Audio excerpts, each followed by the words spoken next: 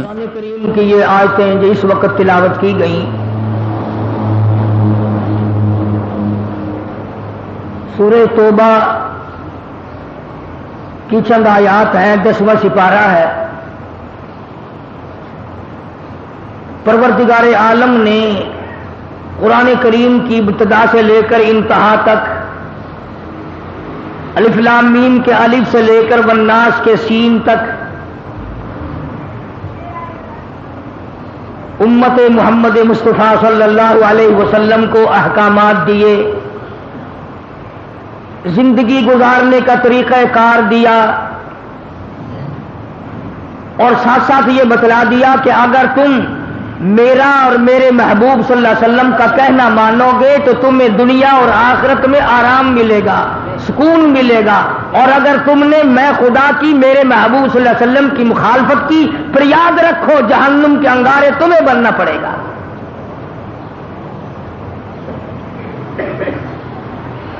تو قرآن کریم میں نماز کا ذکر جا بجا آتا ہے، اس کا ہم ذکر خیر اکثر کرتے رہتے ہیں،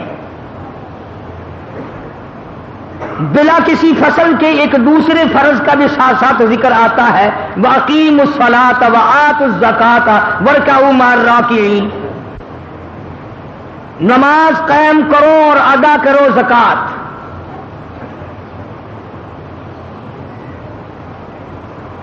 جیسے نماز فرض ہے اسی طریقے سے زکات فرض ہے،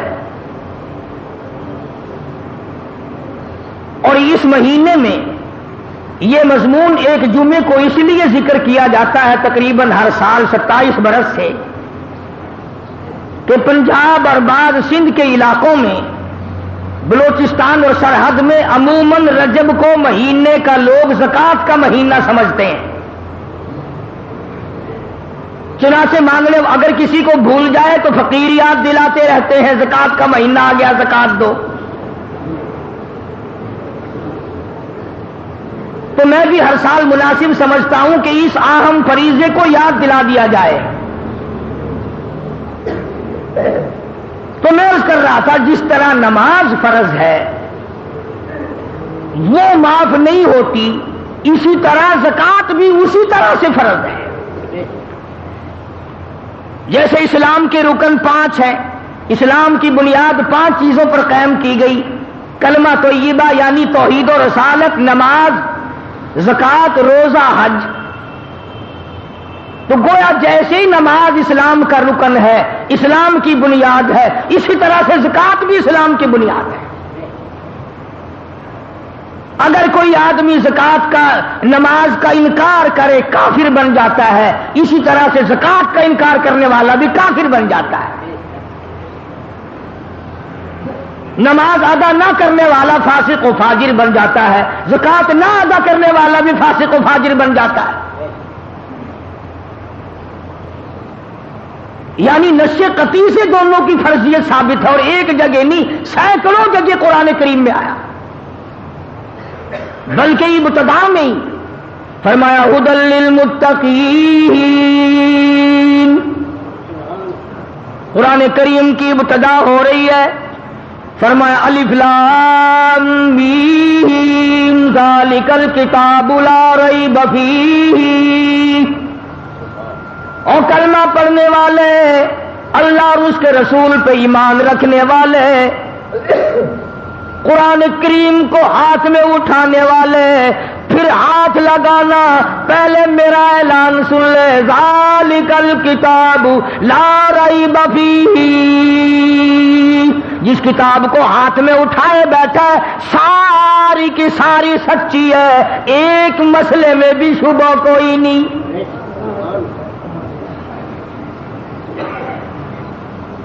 اللہ کا کلام خود اپنی صفائی پہلے دی، پہلے مجھے تسلیم کر، اللہ کا کلام تسلیم کر، خداوند کریم کا کلام تسلیم کر، آسمانی کلام تسلیم کر، عرش عظیم سے آئی ہوئی کتاب تسلیم کر، ساری چیزیں پھر تیری سمجھ میں آئیں گی۔ ذالک الکتاب، یہ کتاب جو تیرے ہاتھ میں ہے، جو تیرے مدرسے میں ہے، جو تیری مسجد میں ہے، جو تیرے گھر میں رکھا ہے، لا ریب فیہ، تیرے اخبار کی بات میں شک ہو سکتا ہے، ریڈیو کی خبر میں شک ہو سکتا ہے، ٹی وی کی خبر میں شک ہو سکتا ہے، وزیر کے بیان پہ شک ہو سکتا ہے، صدر کے اعلان پہ شک ہو سکتا ہے، ساری برادری کی باتوں میں شک ہو سکتا ہے۔ فرمایا لا ریب فیہ، سارے جان میں شک ہو سکتا ہے، میں خدا کے کلام میں کوئی شک نہیں۔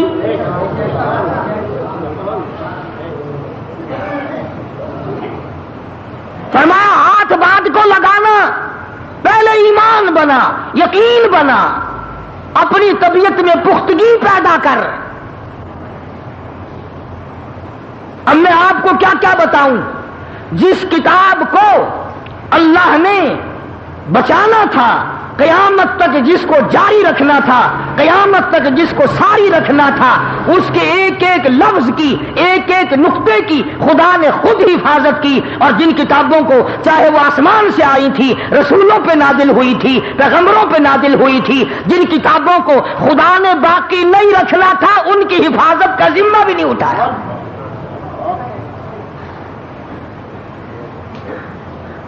تورات بدلی، انجیل بدلی، زبور بدلی، بدلنے کی کوشش تو قرآن کریم کی بھی بڑی کرتے، پر اللہ پاک نے فرمایا جس مکان کا چوکیدار میں ہوں، چوری کر کے دکھائے کوئی۔ فرمایا انا نحن نزلنا الذکر وانا لہ لحافظون، میں نے قرآن کریم کو اتارا، میں اس کا نگہبان اور محافظ ہوں۔ فرمایا بندہ اگر چوکیداری کرے، جہاں کھڑا ہوگا اس کو وہاں کا پتہ، پیچھے کا کوئی پتہ نہیں، چوری ہو سکتی ہے، اور میں وہ خدا ہوں یعلم ما بین ایدیہم وما خلفہم، آگے کا مجھے پتا، پیچھے کا مجھے پتا۔ چوکیدار سو جائے گا، چوری ہو جائے گی۔ فرمایا لا تاخذہ سنۃ ولا نوم، میں کبھی سویا نہیں، مجھے اونگ نیند گھین کبھی آئی نہیں۔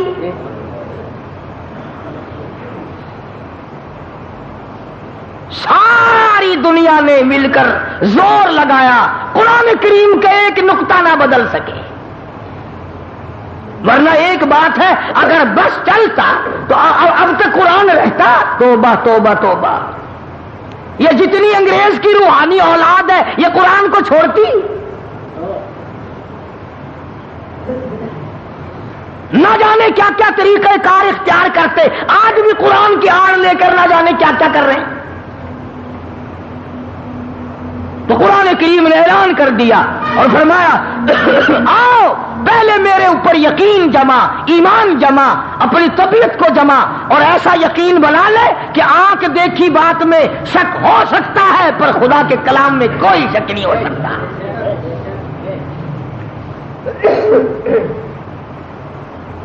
الحمدللہ آج بھی ایسے لوگ ہیں کہ جو قرآن کریم کو ساری کائنات سے افضل سمجھتے ہیں، اس کا ادب، اس کا احترام اور اس کی توقیر ان کے دلوں میں ہے، اور بے شمار مالداروں کی یہ تمنا ہے۔ بڑے بڑے امیروں کو دعا مانگتے دیکھا، یا اللہ میرے مال کو قرآن پہ خرچ کرا، کنجری سے بچا، یا اللہ میری دولت کو ڈاکٹروں سے بچا، قرآن کریم پہ خرچ کرا، یا اللہ میری دولت کو افسروں سے بچا، قرآن پہ خرچ کرا۔ بے شمار لوگوں کو دعا مانگتے دیکھا ہے۔ تو یہاں فرمایا ھدی للمتقین، یؤمنون بالغیب ویقیمون الصلاۃ ومما رزقناہم ینفقون. آ گیا زکات کا ذکر. نماز قائم کر اور زکات ادا کر جو میں نے تجھے رزق دیا ہے. سبحان اللہ. اللہ پاک کس طرح سمجھا رہے ہیں اپنے بندے کو. اللہ پاک جل شانہ کس طرح سمجھا رہے ہیں. فرمایا میرے بندے یہ جو تیرے پاس مال ہے یہ میں نے دیا. اگر یقین ہے کہ خدا نے دیا تو پھر خدا کے نام پر کچھ دے. فرمایا میں سارا نہیں مانگتا. 100 میں نے تجھے دیے ہیں, 97.5 تیرے, 2.5 میرے نام پہ لے آ. کیونکہ اگر کوئی آپس میں بیٹھ کر یہ بات کہے اور کسی کو کہے کہ بھائی فلاں فرم فلاں کمپنی میں 100 روپے تجھے منافع کے ملیں گے, کیا 2.5 روپے مجھے دے دے گا؟ کہے گا نا جی میں تو آپ کو 50 دے دوں گا. لگا نہیں نہیں میں 2.5 مانگتا ہوں, 100 تجھے ملیں گے, مجھے 2.5 دے دینا. انہوں نے کہا جی قسم اٹھوا لو ضرور دے دوں گا. یہی حالت اللہ کی ہے. ہم بندے اللہ کے, مال اللہ کا, جان اللہ کی, مکان اللہ کے, دکان اللہ کی, زمین خدا کی, آسمان خدا کا, تمام نظام کائنات خدا کا. اگر وہ 100 دے کر 2.5 مانگ لے تو کیا کفر ہو گیا؟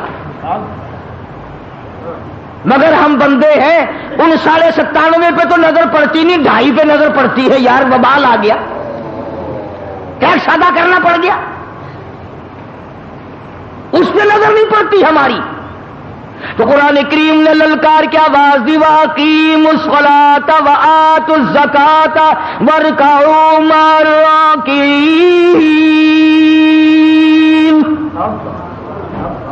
نماز قائم کر, ادا کر زکات.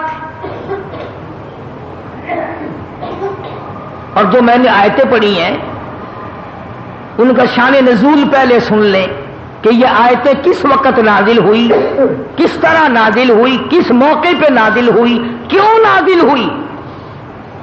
سارے قرآن کریم کا شان نزول ہے. حضور کریم سب کہہ دو صلی اللہ علیہ وسلم کی ذات اقدس ہے. صحابہ غربا کی جماعت ہے. اثار بڑا صحابہ کرام میں. اس سے بڑھ کر کیا اثار ہوگا صحابہ میں کہ ایک آدمی کو خبر ملی کہ میرا چچا زاد بھائی جنگ میں زخمی پڑا ہے, میدان جہاد میں زخمی پڑا ہے, کئی زخم ہے اور آخری وقت ہے اور پانی مانگتا ہے, پانی مانگ رہا ہے. وہ مشکیزہ لے کے دوڑا, میں اپنے بھائی کو جا کے پانی پلاؤں. اندازہ لگاؤ, اپنے گریبان میں جھانکو, اپنا نام اعمال چیک کرو, اپنا مثل معائنہ کرو, اپنے ریکارڈ کو دیکھو اور صحابہ کرام کو بھی دیکھو کہ کالی کملی والے کے غلام کیسے لوگ تھے. یہ دوڑا دوڑا گیا, تلاش کیا بھائی کو, آخری وقت ہے. یوں مشک میں سے گلاس میں پیالے میں لے کے پانی اس کی طرف بڑھایا جو زخمی تھا. اندازہ لگا موت کی پیاس ہے, آخری وقت ہے. برابر میں ایک اجنبی صحابی, دوسرا مسلمان صحابی زخمی پڑا ہے. اس نے پانی دیکھا, پیالہ دیکھا, مشکیزہ دیکھا, کہنے لگا اللہ والو اگر ایک گھونٹ سائی دو مجھے بھی دے دینا, میں بھی اپنا حلق گیلا کر لوں گا.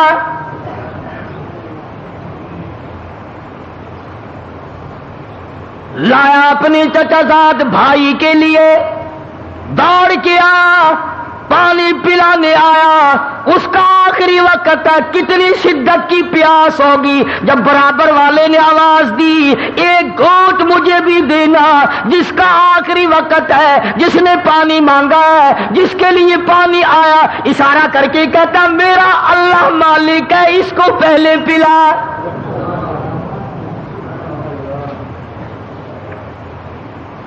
وقت دیکھو کون سا ہے صحابی پہ, آخری وقت ہے, موت کی پیاس ہے, زخموں نے چور چور کر رکھا ہے, پھر بھی اپنے آپ کو پیچھے کیا ہے. کہنے لگا اس برابر والے کو دے. اور توجہ ہو تو بات خدا کی قسم لکھ کے لے جاؤ، بال بچوں کو بھی سنایا کرو. حکایات صحابہ میں تمام یہ چیزیں موجود ہیں. جب اس کے پاس پانی کا پیالہ گیا، قریب تھا کہ وہ پیے، تیسرے نے آواز دی بھائی 2-4 بوند اگر زائد ہو ہمیں دینا بھائی، اگر 1-8 گھونٹ زائد ہو تو مجھے دینا، میں بھی حلق گلا کر لوں گا. اس دوسرے نے بھی اشارہ کر دیا کہ میرا اللہ مالک ہے، اس کو پلا. جب اس تیسرے کے پاس پیالہ اور مشکیزہ گیا تو جاتے جاتے وہ دم توڑ چکا تھا، وہ جنت میں جا چکا تھا. واپسی میں ان دونوں پہلوں کو دیکھا، بھائی کو بھی دیکھا، دوسرے کو بھی دیکھا. ارے تینوں حوضے کوثر پہ کے چلے گئے مگر پانی نہ پیا.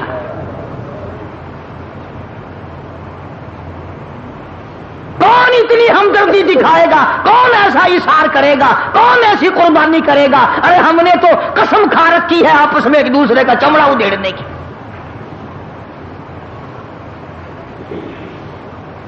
پتہ نہیں ہم کس بنا کس طرح کے ہم مسلمان ہیں، کس نوع کے ہم مسلمان ہیں، کس طریقے کا ہمارا ایمان ہے کہ ہم نے قسم کھائی ہوئی ہے دوسرے کو دکھ دینے کی. اسی کو شیخ عطار رحمت اللہ علیہ فرماتے ہیں، خاطر کسر مرنجا اے پسر، خاطر کسر مرنجا اے پسر، ورنہ خردی زخم بر جانا جگر. اور کسی کو نہ ستایا کر، کسی کو دکھ نہ دیا کر، کسی کو پریشان نہ کیا کر، کسی کی روزی پہ لات نہ مارا کر، ایسا نہ ہو کہ تجھ پہ تیر چل جائے. اللہ والے کی بات دلوں پہ لکھ کے لے جاؤ. شیخ عطار فرید الدین رحمت اللہ علیہ ولی کہتا ہے قوت نیکی نداری بدمکن، قوت نیکی نداری بدمکن، بر وجودش خود ستم بے حدمکن. اگر نیکیوں کی طاقت نہیں ہے تو بدیوں سے تو بعد آ جا. اپنے آپ کو کیوں جہنم کے لیے تیار کر رہا ہے؟ میں نے عرض کیا تھا کہ جو آیتیں میں نے تلاوت کی ہیں ان کا ایک خاص شان نزول ہے. صحابی ہے حضور اکرم صلی اللہ علیہ وسلم کا، غریب صحابی ہے، ثعلبہ نام لکھا مفسرین نے رضی اللہ عنہ. سرکار کے دربار میں آیا، حضور کی منت کرنے لگا، عرض کرنے لگا، کالی کملی والے صلی اللہ علیہ وسلم میں غریب ہوں، میرے لیے دعا فرماؤ. کائے کی دعا؟ اللہ مجھے مال دے، میں زکات دیا کروں، جنگ آئے تو اس میں چندے دیا کروں، جہاد آئے تو اس میں لشکر کی امداد کیا کروں، بیواؤں پہ خرچ کروں، محتاجوں پہ خرچ کروں، یتیموں کی کفالت کروں. آپ میرے لیے دعا فرما دے، اللہ مجھے امیر بنا دے، دولت مند بنا دے. رحمت دو عالم صلی اللہ علیہ وسلم نے فرمایا ثعلبہ غریبی بڑی اچھی ہے، اتنے حقوق پڑ جائیں گے ادا نہیں کر سکے گا، مارا جائے گا.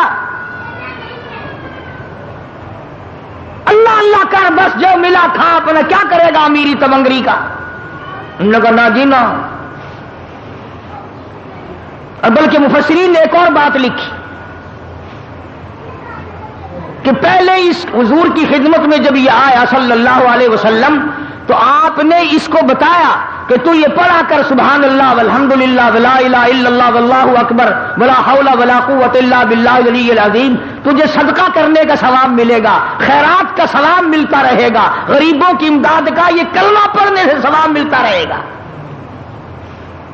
اس کا یہ مطلب نہیں کہ جس کو اللہ نے مال دولت دیا ہو وہ کلمہ ہی پڑھتا رہے، یہ اس کے لیے ہے جس کے پلے نہیں. ہاں، الٹی بات بڑی جلدی سمجھ میں آتی ہے. وہ ایک مریض تھا نا، کوئی حکیم کہنے لگا اس کو فلانی چیز پلاؤ، کوئی کہتا تھا فلانی دوا کھے، سارے کڑوی کا نام لے رہے تھے. ایک پاس کھڑا ہوا کہنے لگا کہ اس کو گرم گرم حلوہ کھلاؤ. مریض کہنے لگا رہے اس کی تو سنو، اپنی اپنی مار رہے ہو، اس کی تو سنو. تو الٹی بات بڑی سمجھ میں آتی ہے، کوئی یہ نہ سمجھ لے کہ تیسرا کلمے کی تسبیح پھیر دیں گے زکات ادا ہو جائے گی، یہ بات نہیں۔ حضور کریم صلی اللہ تعالی علیہ وسلم نے بڑا سمجھایا، سال بعد جانے دے بڑی ذمہ داری پڑ جائے گی، ادا نہ کر سکے گا، پھنس جائے گا، ان باتوں کو رہنے دے۔ عرض کرنے لگا کالی کملی والے صلی اللہ علیہ وسلم میرے لیے دعا ضرور فرماؤ۔ لوگ زکات دی ہے میرا بڑا دل کرے، خیرات کرے ہیں میرا بڑا دل کرتا ہے، جنگ اور جہاد میں لشکر کا انتظام کرتے ہیں میرا بڑا دل کرتا ہے۔ چنانچہ سید الاولین والآخرین شفیع المذنبین حضرت محمد کریم صلی اللہ علیہ وسلم نے دعا فرما دی۔ اب بلا امام الانبیاء کی دعا ہو، دینے والا خدا ہو، کیا کمی ہے بھائی؟ جب وہ ہم بندوں کی جھولیاں خالی نہیں لوٹاتا، امام الانبیاء کی دعا صلی اللہ علیہ وسلم، آپ نے اس کے لیے دعا کر دی۔ اس کے پاس ایک دو بکری تھی، بس اتنی برکت ہوئی کہ جب تک سال آیا اتنی بکریاں ہو گئی کہ مدینے شہر میں بٹھانے کے لیے جگہ نہیں۔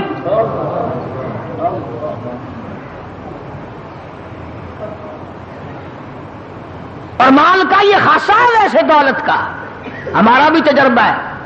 آج سے 20 سال پہلے ملتان شہر کے جو ہمارے یار دوست تھے ملنے والے، سائیکل پہ ہی آیا کرتے تھے، سارا دن پڑے رہتے تھے، دعا کر دو جی، دعا کر دو جی۔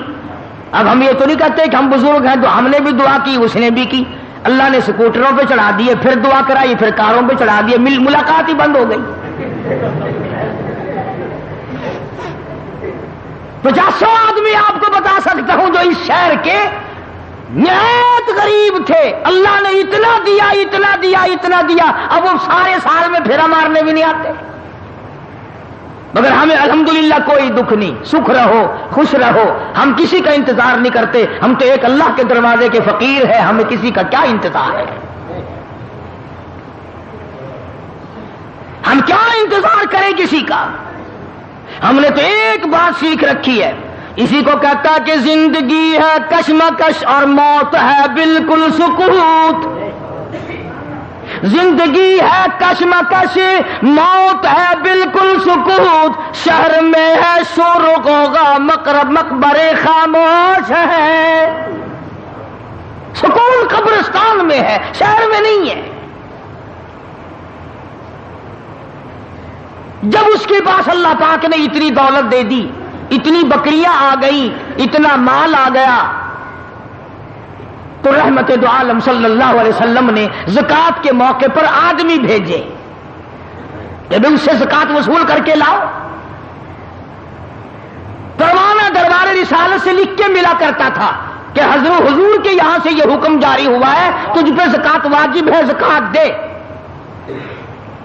اللہ اکبر کبیرہ، اللہ اکبر کبیرہ۔ جب صحابہ کرام اس کے پاس وہ چٹھی لے کر کے گئے، اور چٹھی بھی کسی وزیر کی نہیں، سفیر کی نہیں، صدر گورنر کی نہیں، چٹھی امام الانبیاء کی ہے صلی اللہ علیہ وسلم، سرکار کا خط لے کے گیا۔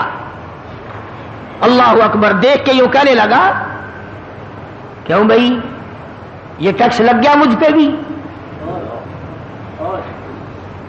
تم کب سے انتظار میں تھے کہ کب یہ 4 بکریاں نظر آئے اور کب تم یہاں چل کے آؤ؟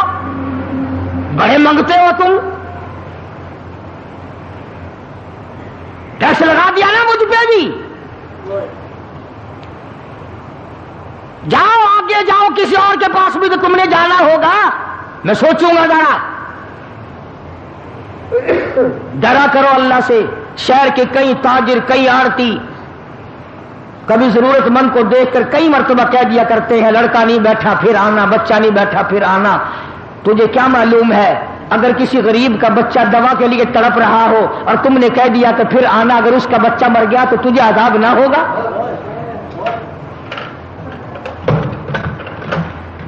تمہیں یہ طریقہ بتایا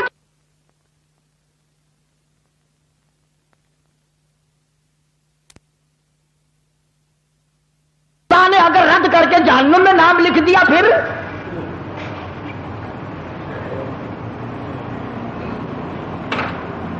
صحابی نے یہ جواب دیا کہ اور کسی کے پاس بھی تو تم کو جانا ہوگا، چلے جاؤ، واپسی میں آنا، ذرا سوچیں گے ہم خامخواہ پریشان کر دیا آکے، لائے ہیں زکات دے دو منگتے۔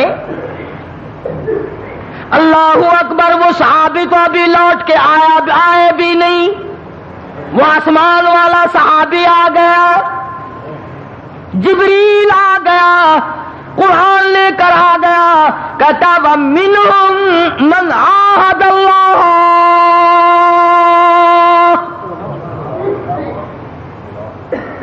وَمِنْهُمْ مَنْ عَاهَدَ اللَّهَ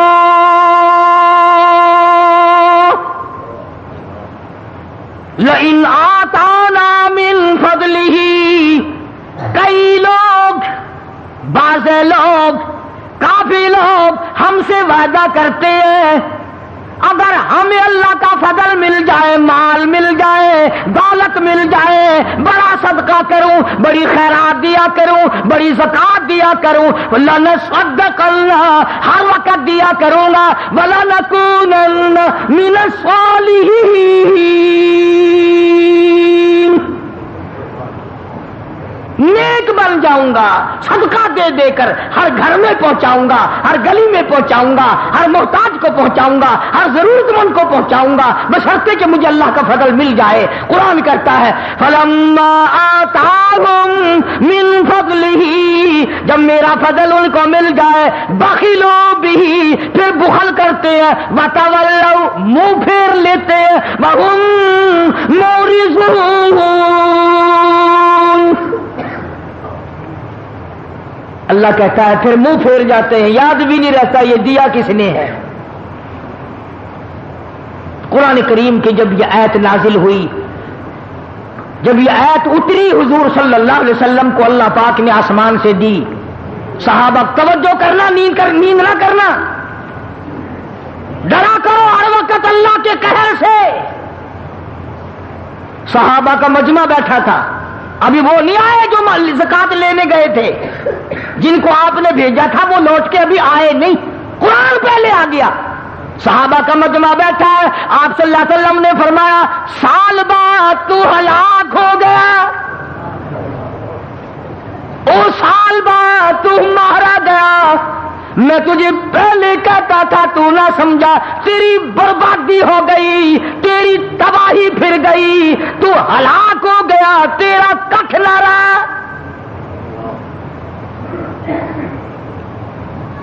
صحابہ کا آپس میں رضوان اللہ تعالی علیہ مجمعین بڑا پیار تھا، ابھی وہ نہیں آئے جو لینے گئے تھے۔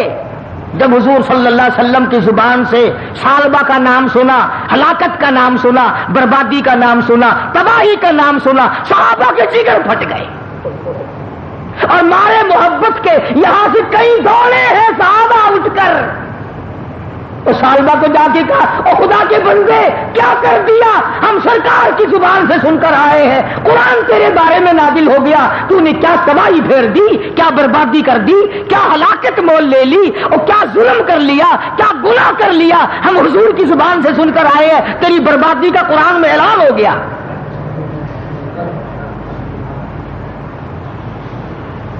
اب اس کی آنکھ کھلی، کہنے لگا بس کیا شک ہے میری بربادی میں نے بک دیا جو بکنا تھا۔ دھیان ہے سب کا، توجہ کرنا۔ اب وہ سارا ریوڑ لے کر، اتنا بڑا ریوڑ لے کر جب صحابہ نے جا کے بتایا نا کہ تیرے خلاف تو قرآن نازل ہو گیا، تیری بربادی کا قرآن میں اعلان ہو گیا، تیری تباہی کا قرآن نے اعلان کر دیا، اب وہ سارا ریوڑ لے کر حضور کی خدمت میں حاضر ہوا اور کہنے لگا یا رسول اللہ میں غریب اچھا ایک بچہ نہیں رکھتا، یہ سارا ہی لے لو، یہ سارا ہی لے لو۔ باوجود رحمت للعالمین ہونے کے، باوجود اس کے کہ سگے چچا کے کھوپڑی میں شراب پینے والی کو معاف کر دیا، 11 ٹکڑے کرنے والے کو معاف کر دیا، مگر اس کو فرمایا میں تیرا ایک بچہ نہیں لوں گا، میرے اللہ نے تیرا ایک بچہ بکری کا لینے سے یہ منع کر دیا ہے۔ کیوں؟ ایک ہے کوتاہی، ایک ہے گناہ اور ایک ہے اعتراض. تو نے خدا کے فرض پر اعتراض کیا، ٹیکس بتایا، دنڈ بتایا، تاوان بتایا، اجرت بتائی، تو نے تباہی بتائی، جہاں اللہ نے تجھے برباد کر دیا. میں تیرا ایک بکری کا بچہ لینے کو تیار نہیں. سارا ریوڑ لے کے آیا تھا، حضرت نے رد فرما دیا. اور علماء نے لکھا ہے کہ سیدنا صدیق اکبر رضی اللہ تعالی عنہ کے جب خلافت آئی تو آیا ہے ریوڑ بہت بڑا، لاکھوں بکریاں لے کر آیا. انہوں نے کہا ابو بکر میں یہ سارا دیکھتا ہوں، قرآن میں میری بربادی کا اعلان ہو گیا. صدیق اکبر نے رو رو کے جواب دیا دکھ تو ہمیں بھی ہے تیری بربادی کا، پر جب میرے نبی نے نہیں لیا میں کون ہوں لینے والا. فاروق اعظم کے پاس لے کر آیا، آپ نے بھی انکار کر دیا کہ جب نبی اور صدیق نے نہیں لیا فاروق کی کیا مجال ہے کہ تیرا ایک بکری کا بچہ وصول کرے. سیدنا عثمان غنی رضی اللہ تعالیٰ عنہ کے زمانے میں اس کا انتقال ہوا ہے، کسی نے اس کا ایک پیسہ، ایک بکری کا بچہ قبول نہ کیا. یہ بات میں نے اس لیے عرض کر دی کہ بعض ہمارے سیٹھ، بعض ہمارے تاجر، بعض ہمارے ذمہ دار اس بات کو بات کرتے کرتے ڈنڈ کہتے ہیں، ٹیکس بتا دیتے ہیں، کھلا کفر آ جاتا ہے. اس لیے میں نے ان باتوں کی طرف اشارہ کیا کہ یہ ساری باتیں ہم میں بھی پائی جاتی ہیں، ہمیں پتہ بھی نہیں چلے گا اور نام اعمال کو آگ لگ جائے گی. اس لیے قرآن کریم نے للکار کی آواز دی، والذی یکنزون الذهب والفضة ولا ينفقونها فی سبیل اللہ فبشرهم بعذاب علیم. جس نے سونا چاندی جمع کر کے رکھ لیا، دولت اکٹھی کر کے رکھ لی، اس کی زکات نہیں دیتا، فبشرہم بعذاب علیم، اسے خوشخبری سنا دو جہنم کے دردناک عذاب کی. یوم یحمى علیہا فی نار جہنم فتقوی بہا جباہہم وجنوبہم وظہورہم ھذا ما کنزتم لانفسکم فذوقوا ما کنتم تکنزون.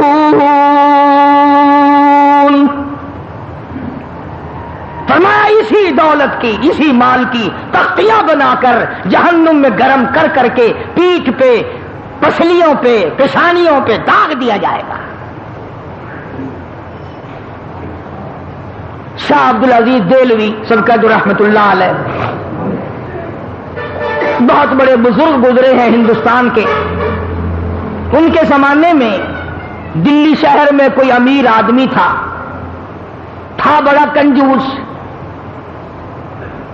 اولاد کو بھی خرچنے کے لیے نہیں دیتا تھا. دنیا میں لوگ اصل میں رہی دو قسم کے گئے، یا کنجوس یا پھر فضول خرچ. درمیانہ روی لوگوں نے چھوڑ دی کہ نہ کنجوسی ہو اور نہ اتنا اڑاؤ کہ کل کو گاڑی کے نیچے لین پہ سر رکھنا پڑے. کئی لوگ مر جاتے ہیں کہ دینا کہاں سے دیں، چلو میاں سر اڑا دو اپنا خیر چل رہا، کیا اتنا خرچ کرتے ہو. تو اگر شاہ صاحب کے زمانے میں آدمی تھا، کنجوس تھا، بیٹے کو خرچنے کے لیے نہیں دیتا تھا. آخر مرتے تو لوگ اس زمانے میں بھی تھے، فانی ہے جان سارا، موت آ گئی. بیٹے نے غصے میں آ کر وہ جو اشرفیوں کا تھیلا تھا ابا کے ساتھ قبر میں رکھ دیا.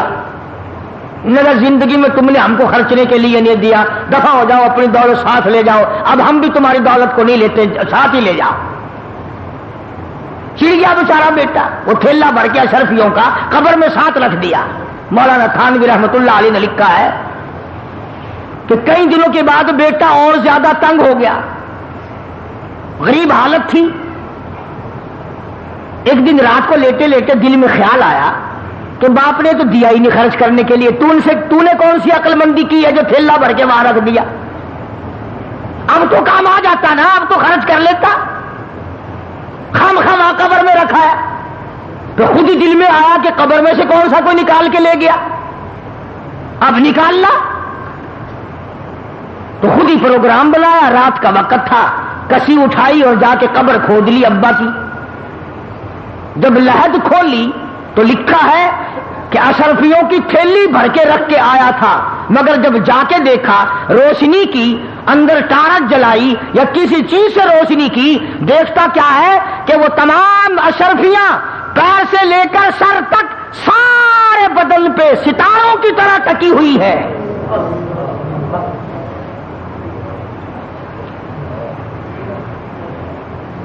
ایک ایک ایک ایک کر کے تمام آنکھوں پہ، ناک پہ، زبان پہ، ہاتھ پہ، سینے پہ، چھاتی پہ، سارے بدن پہ ایک ایک کر کے لگی ہوئی ہے۔ تو وہ کہتا ہے کہ میں نے ایک اشرفی اتارنے کے لیے یہ 2 انگلیاں لگائی، کہتا بس اتنی آگ لگی، بڑی مشکل سے قبر پوری کی، چھوڑ کے آ گیا۔ ساری رات دہی میں انگلیوں کو ڈبویا، دواؤں میں رکھا، مگر چین نہیں پڑتی تھی۔ ایک دن گزرا، دوسرا دن گزرا، بڑے دم درود کرائے، بڑی دوائیں کی، اب بتاؤں شرم کے مارے کسی کو نہ ابا کا یہ حال ہے۔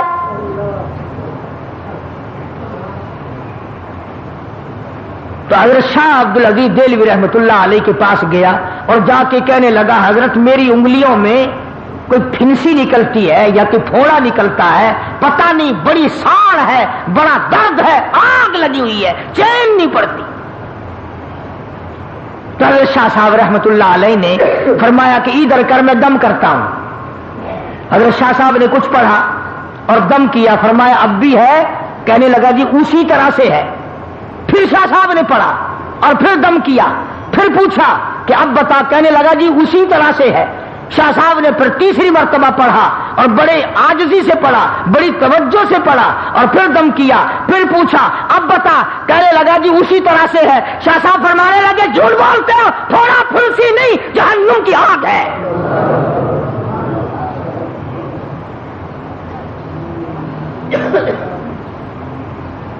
تھوڑے پھنسی کا درد نہیں ہے، آج جہنم کی آگ ہے، نہیں بجھے گی۔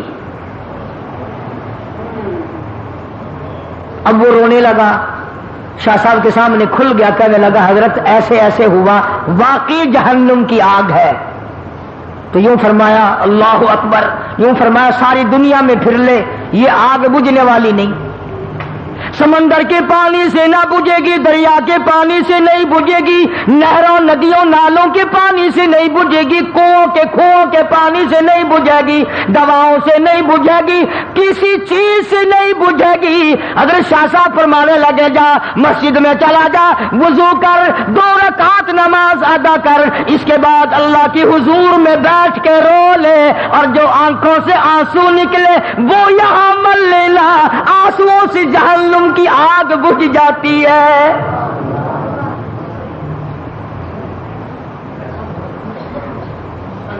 چنانچہ مرتا کیا نہیں کرتا، مسجد میں گیا، نماز پڑھی اور بڑی توجہ سے رویا، بڑی توجہ سے رویا، جو آنسو نکلے وہ انگلیوں پہ مل لیے۔ شاہ صاحب کی خدمت میں آ کے کہنے لگا اللہ کے ولی تیری بات سچی ہے۔ حضرت شاہ صاحب فرمانے لگے میری بات نہیں، امام الانبیاء محبوب کبریا حضرت محمد مصطفیٰ صلی اللہ علیہ وسلم نے فرمایا رویا کرو، جہنم کی آگ کو آنسو بجھا سکتے ہیں۔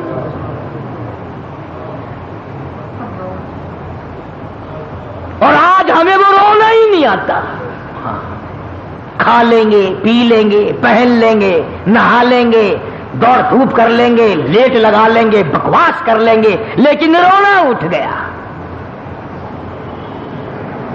وہ رونے والے لوگ چلے گئے۔ ابن عباس رضی اللہ تعالیٰ عنہما اتنے روئے، اللہ کے خوف سے اتنے روئے، آنکھیں کھو دی، نابینا ہو گئے رو رو کر۔ ڈاکٹروں حکیموں نے کہا ہم آنکھیں ٹھیک کر دیں گے مگر 3 دن تک سجدہ کرنے کی اجازت نہ ہوگی۔ ابن عباس نے بیت اللہ میں کھڑے ہو کر اعلان کر دیا مجھے ان آنکھوں کی ضرورت نہیں جو مجھے اللہ کی سجدے سے ایک دفعہ بھی روکے۔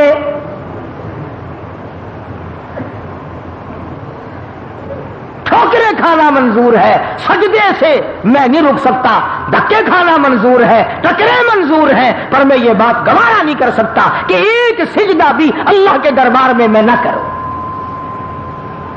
اب جنہیں قدر تھی انہی کی بات ہے نا، ہماری بات تھوڑی ہے یہ۔ تو میں عرض کر رہا تھا کہ اللہ پاک نے اس لیے ہمیں قرآن کریم میں یہ واقعہ سالبہ والا سنایا کہ ہم بھی تو ہیں، پہلے دعا مانگتے ہیں یا اللہ بس یہ قرض میرے سر سے اتر جائے، میں تجھ سے کچھ نہیں مانگتا، اے میرے کریم، اے میرے مہربان، اے بندہ نواز، اے زمین و آسمان کے مالک، میرا یہ قرضہ اتار دے۔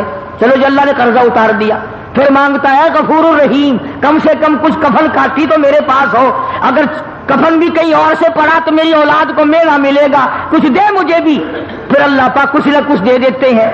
پھر ہزاروں کی دعا مانگتا ہے، ہزاروں مل گئے پھر لاکھوں کی مانگتا ہے، لاکھوں مل گئے کروڑوں کی مانگتا ہے، کروڑ مل گئے تو اربوں کی مانگتا ہے۔ قرآن کہتا ہے الہاکم التکاثر حتی زرتم المقابر، قبر آ جاتی ہے، یہ کسی نے نہیں کہا یا اللہ کافی ہے اب کسی اور کو دے دے۔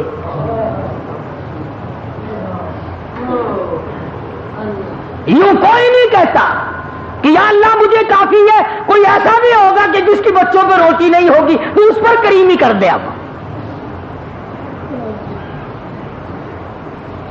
یہی وجہ ہے کہ آج ہم تمام نظام میں پیچھے پیچھے ہیں، بندوں پہ تو کیا صدقہ کریں گے، لگے ہاتھوں بات عرض کر رہا ہوں، تم تو اپنی مارو گے نا، میں نے اپنی مارنی ہے، جو میری سمجھ میں آئے گی میں تو وہی کہوں گا۔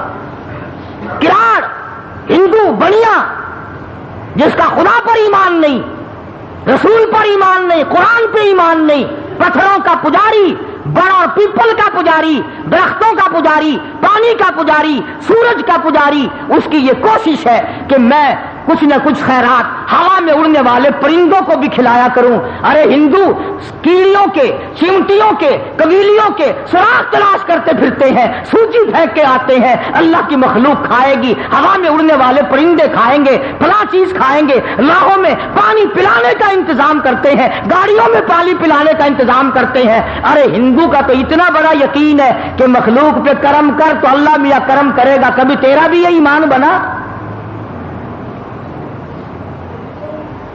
ابھی گرمی آ رہی ہے، سندھ میں ہندو بنیے ہیں ابھی ڈیر کی، میر پور مٹھیلو، گھوٹ کی، ان اسٹیشنوں پہ جا کر کے دیکھو، بنیوں کے نوجوان لڑکے بالٹی لے کر پانی پلاتے پھر رہے ہیں، پانی پینے والے مسلم اور پلانے والے ہندو۔ ایک تم ہو اسٹیشن سے نلکے اکھڑوا دیتے ہیں بوتلیں بیچنے کے لیے۔ اڈے پہ اگر کوئی عورت کا بچہ رو رہا ہو، بھائی جی پانی مل جائے گا، بوتل لے لو بوتل، اندازہ لگا، اڈے سمر بن گئے سارے۔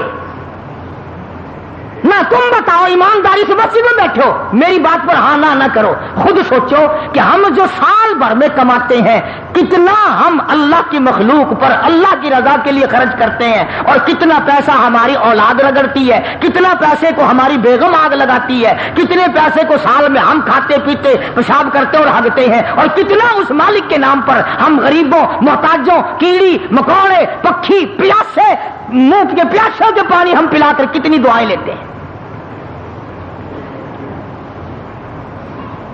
حضرت مولانا محمد قاسم صاحب نانوتوی سبکت رحمت اللہ علیہ، کسی نے کہا حضرت کسی سے اگر دعا کرانی ہو، کسی سے اگر دعا لینی ہو کیا طریقہ ہے؟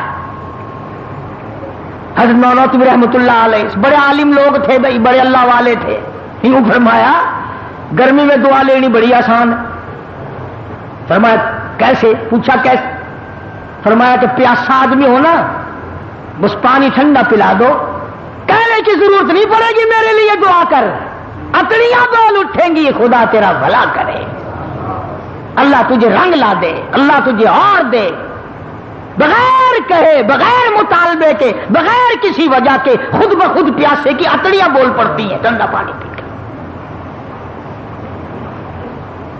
اللہ تبارک و تعالیٰ نے اس مسلمانوں اور انسانوں کے اندر رابطہ قائم رکھنے کے لیے زکوٰۃ کا قانون نازل فرمایا تاکہ غریب لوگ، محتاج لوگ، یتیم بیوہ لوگ جو ہیں وہ تمام کے تمام تمہارے ساتھ جڑے رہیں، وہ لے کر کے جڑ جائیں، تم دے کر کے جڑ جاؤ، وہ تمہارا احسان اپنے اوپر سمجھیں، تم ان کا احسان کہ اگر یہ غریب نہ ہوتے تو ہم کیا کرتے۔ بڑے بڑے بے پرواہ لوگ بھی ہم نے دیکھے، علامہ محمد یوسف صاحب بن نوری سب کا رحمۃ اللہ علیہ، بین الاقوامی شخصیت تھی، بڑے اللہ والے تھے۔ ایک دن میں حضرت کے پاس بیٹھا تھا، ایک آدمی آیا اور 50,000 روپیہ سامنے رکھ کے کہنے لگا حضرت یہ زکوٰۃ کے پیسے ہیں۔ ہم نہیں بھائی، ہم نے اپنے سال کا خرچہ پورا کر لیا، لے جاؤ کہیں اور جا کے دو، یعنی ہمیں سال بھر ضرورت نہیں رہی ہے مدرسے میں۔ وہ کہنے لگا جی پھر آپ ہی کہیں پہنچا دیں جہاں مستحق لوگ ہوں۔ بڑے بے پرواہ آدمی تھے، فرمان لگے میں تیرے باپ کا ملازم ہوں، اللہ نے تجھے نعمت دی ہے، مال دیا ہے، خود تلاش کرتا پھر مستحقین کو اٹھا، میں کیوں پھر تلاش کرتا ہوا۔ بڑے اللہ والے بے پرواہ ہوا کرتے ہیں۔ ایک آدمی حضرت تھانوی رحمت اللہ علیہ کی خدمت میں مرید ہونے کے لیے آیا، بڑا امیر آدمی تھا، 10,000 روپیہ ساتھ لے کے آیا۔ حضرت تھانوی رحمت اللہ علیہ نے فرمایا کہ بھائی میں مرید پھر بناتا ہوں، پہلے میری کتابیں پڑھو، میرے حالات جانچو، میرے عقائد دیکھو، میں پھر مرید بناؤں گا۔ وہ کہنے لگا حضرت جی 10,000 روپے لایا ہوں آپ کے لیے، مجھے مرید بنا لو۔ حضرت نے فرمایا مجھے نہیں چاہیے، بہرحال میں اس طرح مرید نہیں بناتا۔ تو روپے کی گٹھڑی اٹھاتے وقت سیٹھ کہنے لگا مولانا ایسا آدمی نہیں ملے گا جو آپ کو 10,000 روپیہ دے، ایسا مرید نہیں ملے گا۔ مولانا نے بھی فرما دیا کہ جا تجھے بھی ایسا پیر نہیں ملے گا جو 10,000 روپے تھوک دے۔ مجھے اگر 10,000 دینے والا مرید نہیں ملے گا، تجھے ایسا پیر بھی نہیں ملے گا جو 10,000 روپے تھوک کر تجھے دھکا دے دے چلا جائے یہاں سے۔ اللہ والوں کو کیا پرواہ ہے۔ ایک آدمی کی عادت تھی، ایک لڑکا تھا، اس کی یہ عادت تھی کہ پرندوں کے انڈے بچے نکال کر بچوں کو مار دیتا، انڈوں کو توڑ دیتا۔ علماء نے لکھا ہے کہ پرندوں نے اللہ سے بد دعا کی، یا اللہ اس کا بیڑا غرق کر، اس نے ہماری تمام خراب کر دی، انڈے خراب کرتا ہے، بچوں کو مارتا ہے۔ اللہ پاک نے پرندوں کو اپنی قدرت سے یقین دلایا کہ میں اس کو کرتا ہوں ٹھیک ہے، اور فلاں دن ہم اس کو عذاب میں لے لیں گے۔